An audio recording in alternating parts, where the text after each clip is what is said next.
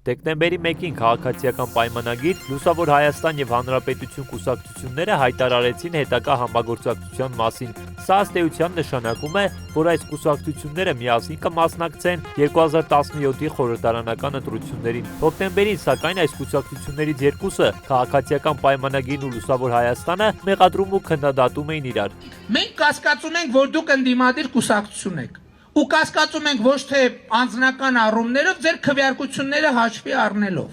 Կարող եմ գնահատել ու ասել, որ մենք տուժվել ենք։ Քաղաքացիական պայմանագրի հռետորաբանությունից, կոնկրետ Նիկոլ Փաշինյանի հռետորաբանությունից կամ նրանց ներկայացուցիչների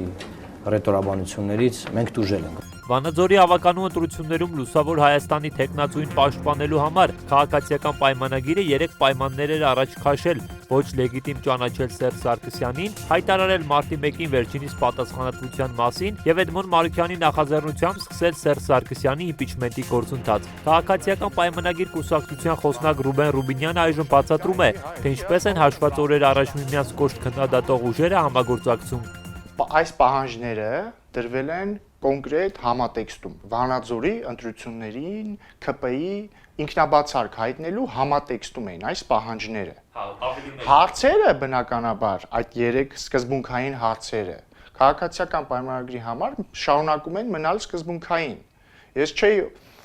Ես չէի ասի, որ պարոն Մարուքյանը բավարարել է, Լուսավոր Հայաստանը բավարարել է այն պահանջները, զուտ նրա համար չեմ ասի, որովհետև այդ պահանջները այլևս չկան որպես հստակ ձևակերպված պահանջներ, որովհետև կրկնում եմ, այդ պահանջները արվել են կոնկրետ համատեքստում։ Մենք անում ենք սա, դուք անում եք սա։ Վանաձորի ընտրության համատեքստում։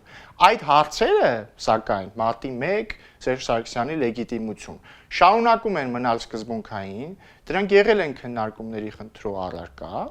Եվ այս հարցերով նույնպես, ինչպես բոլոր սկզբունքային հարցերով, երկու կուսակցությունները ունեն համաձայնություն։ Քաղաքապայմանագիրը Լուսավոր Հայաստանի ղեկավար Էդմոն Մարուքյանին մեղադրում էր իշխանական նախագծերին խորհրդարանում կողմ քվեարկելու մեջ։ Խոսքը մասնավորապես անցյալ տարվա պետական բյուջեի նախագծի մասին է։ Ռուբինյանը բացատրում է, ինչպես են վերացել երկու ուժերի միջև համագործակցության խոչընդոտները։ Մենք կարծում ենք, որ դա ընդդիմադիր կեցվածք չէ։ Մենք ունեցել ենք դրա հետ խնդիր։ Հիմնվելով այն փաստի վրա, որ պարոն Մարուքյանը կողմ է քվեարկել իշխանության ներկայացրած բյուջեի նախագծերին եւ կառավարության ծրագրերին։ Դրանից հետո այս պահի դրությամբ պարոն Մարուքյանը դեմ է քվեարկել վերջին կառավարության ծրագրին։ Եթե մենք այն ժամանակ նրա այն կողմ քվեարկելու հիմքով անում ենք որոշակի հետևություններ, այս պահի մենք այլ հիմքով անում ենք այլ հետևություն։ Մենք ընդհանրապես արձանագրում ենք իրողությունները։ Եվ եթե պարոն Մարուքյանի քվեարկությունները այս պահին մեր համար ընդունելի են, դա նշանակում է համագործակցություն հնարավոր է։ Բացի այս քննարկումների ժամանակ տեղի են ունեցել տեսակետների, մոտեցումների մերձեցում, քննարկում։ Լուսավոր Հայաստան կուսակցության խորհրդի անդամ Հայկ Կոնջորյանն ասում է, նախկինում երկու կուսակցությունների անդամների կողմից արվել են արտահայտություններ, որոնք հնարավոր չէ խմբագրել։ Նրա խոսքով համագործակցող ուժերն այս պահին ունեն ավելի շատ նմանություններ, քան թե տարբերություններ։ Սակայն քաղաքականությունը նաև հանուն ավելի մեծ բանի, ավելի փոքր տարաձայնությունները հարթելու եւ մոռանալու դաշտ է եւ արվեստ է, եթե կա ավելի մեծ նպատակ։ Հիմա այս պահին մենք արդեն մամուլում մեր շրջանառվում էր, դուք գիտեք, որ մի քանի շաբաթ քննարկումների մեջ ենք եղել քաղաքացիական պայմանագրի, նաեւ Հանրապետություն կուսակցության հետ եւ հասկացել ենք, միջև այդ էլ պարզ էր, որ մենք ունենք ավելի շատ ընդհանրություններ, քան թե տարբերություններ։ Կոնջորյանն ասում է, որ 3 կուսակցությունները բոլոր հարցերի շուրջ չունեն ամբողջապես նույն տեսակետը, բայց հարցերի մեծամասնության շուրջ կարծիքները համընկնում են։ Մեր հետագա աշխատանքից հետո պարզ կլինի, որ ավելի շատ այդ ընդհանրությունները հաղթանակում են, քան թե տարբերությունները, որոնք նախընտրական շրջանում գուցե մի քիչ էլ արհեստականորեն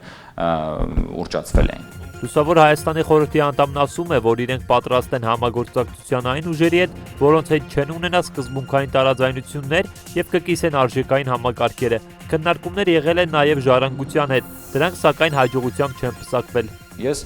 Դուք բնականաբար գիտեք, որ նախկինում քննարկումներ եղել են նաև օրինակ ժառանգություն կուսակցության հետ, այդ հարցով եթե հետագայում լինեն քննարկումներ նորից մամուլը եւ դուք բնականաբար կիմանաք, մենք դրա մասին կհայտարարենք։ Այս պահին Ինձ թվում է ամեն դեպքում ես չեմ կարող բացել փակագծերը, թե ինչու չի եղել համաձայնությունը, ու կարող է շատ տեխնիկական պատճառներով դա լինի, պարզապես այս ժամանակի ընթացքում համագործակցությունը այս երեք ուժերի ֆորմատով է առայժմ դասավորվել։ Ուժերը կարող են իրար հետ համաձայնության գալ, կարող են չգալ։ Այնպես է ստացվել, որ ժառանգությունը համաձայնության չի եկել։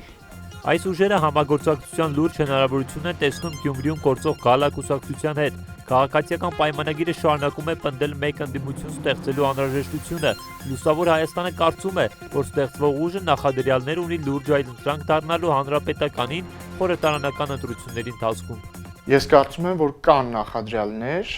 շատ լավ նախադրյալներ, որ այս բևեռը կդառնա իրական հակակշիռ